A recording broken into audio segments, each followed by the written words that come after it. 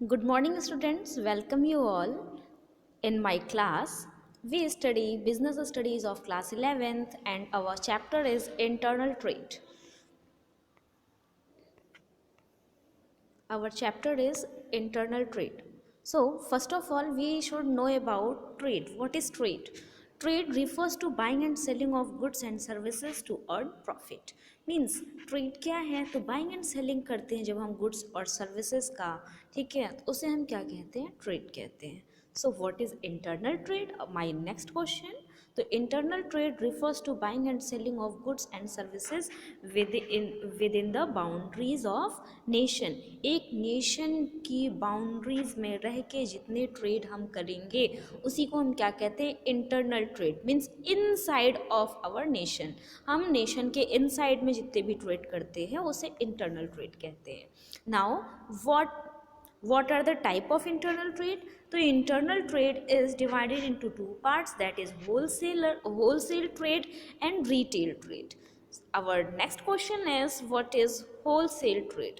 Wholesale trade क्या होता है? तो wholesale trade refers to buying and selling of goods and services in large quantities for the production of resale intermediate use. अगर हम बात करें होलसेल ट्रेड क्या होता है, तो होलसेल ट्रेड ऐसे ट्रेड जो क्या होते हैं, जो किस लिए यूज़ होते हैं, तो बताया गया ऐसे ट्रेड जो क्या है? Large number of buying and selling करते हैं. लार्ज क्वांटिटी में जब बाइंग एंड सेलिंग होता है तो हम उसे क्या कहते हैं?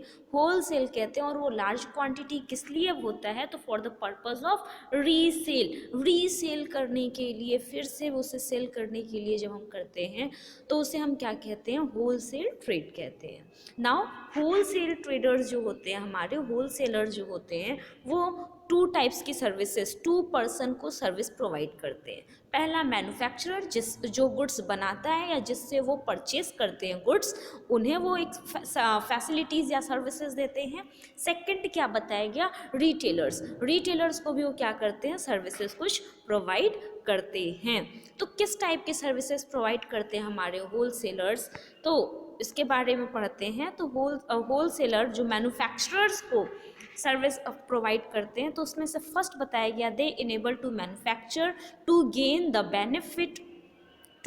Benefit of large scale production. Means large scale production जो होता है उससे बेनिफिट हो सके, एक ऐसी सर्विस प्रोवाइड की जाती है थ्रू द मैन्युफैक्चरर्स.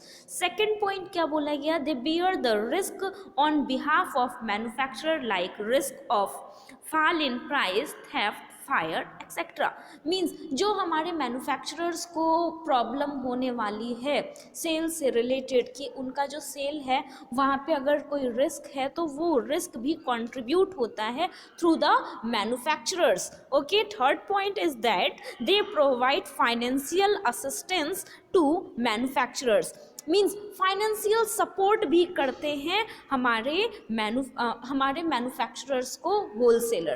कैसे? जैसे कि उन्होंने गुड्स परचेज नहीं किया और पेमेंट पहले कर दिया कि फर्स्ट हम पे करेंगे, आफ्टर दैट आप सप्लाई कर दीजिएगा. एडवांस पेमेंट जब होगा तो एडवांस पेमेंट क्या है? It is also financial assistance. Means financial support करते हैं अपने मैन्युफैक्चरर्स को wholesaler. And the fourth point is they provide expert advice to manufacturers related to customers taste and preference. Customer का जो टेस्ट एंड प्रीफरेंस है, means customer किस type के goods like कर रहे हैं या अवॉइड कर रहे हैं, तो इससे रिलेटेड इंफॉर्मेशन एक एक्सपर्ट एडवाइस मैन्युफैक्चरर्स को प्रोवाइड की जाती है थ्रू द किसके through the wholesaler. And the fifth point is they able to manufacture to get revived from marketing activities. Marketing activities से रिलेटेड जितनी भी एक्टिविटीज़ हैं उसके बारे में इंफॉर्मेशन प्रोवाइड करता है मैन्युफैक्चरर, हमारे होलसेलर प्रोवाइड करता है होलसेलर इंफॉर्मेशन या फिर एक्टिविटीज़ के बारे में बताता है हमारे मैन्युफैक्चरर्स को। And the six point is they provide storage and warehousing services to manufacturers को वेयर हाउसिंग की फैसिलिटीज़, स्टोरेज की फैसिलिटीज़ प्रोवाइड करने वाला पर्सन भी कौन है? होलसेलर है, जो मैन्युफैक्चरर की हेल्प करते हैं for the warehousing and storage of goods. Now our next point is service to retailers. Retailers को भी कुछ सर्विस प्रोवाइड की जाती है। वो किस टाइप की सर्विस हैं? तो फर्स्ट पॉइंट क्या बोला गया? They make goods ready available to the retailers. Retailers को गुड्स प्रोवाइड करना किसका काम है? होलसेलर का। ठीक है।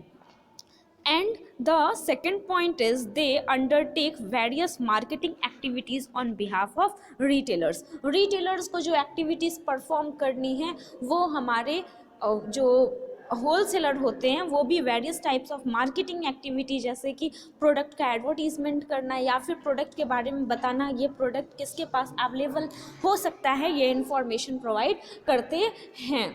Next, the third point is they sell goods to retailer on credit basis, thereby providing them financial assistance. जैसे हमारे wholesaler manufacturers को financial support provide करते थे, as like that they also provide services to financial support to our retailers also.